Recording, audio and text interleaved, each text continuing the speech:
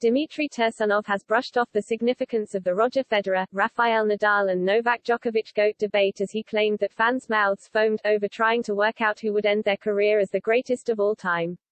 The former world number 20 refused to give his verdict on the greatest as he said all three were spoiling tennis fans. The argument over who is the greatest male tennis player of all time has been ongoing ever since Federer, Nadal and Djokovic started battling between themselves to win the biggest titles in the sport, and has only intensified this year as Federer retired while Nadal and Djokovic surpassed his former Grand Slam record. But retired pro Tursunov has brushed off the importance of the GOAT debate as he admitted he didn't understand why it caused such a stir. Honestly, I see these debates and I see people with their mouths foaming discussing these things, and everyone kind of brings out their own argument, the Russian told Sportskida.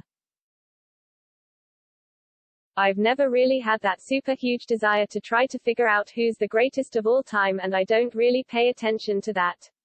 Giving his own thoughts on the ongoing battle between the big three, the former coach of Emma Raducanu admitted that they could one day be surpassed in the same way they overtook Pete Sampras records. Tursunov explained, obviously, Roger was the first guy to have this huge domination.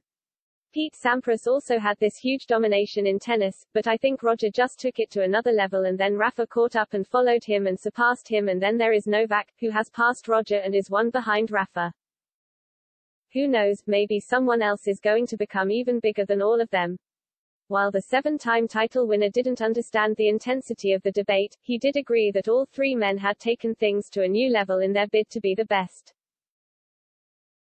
I think all of them really want to put their names in the history books.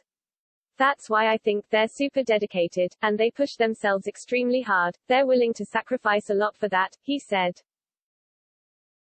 I would imagine that it's necessary to do that. Otherwise, I don't think any normal person would be willing to push themselves to the limit.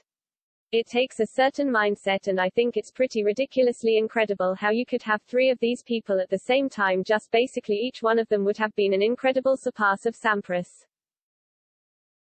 But to have them all three play together is pretty ridiculous. I don't know if they are spoiling the tennis fans or not, but they're certainly setting a very high bar for all the other players that are following them.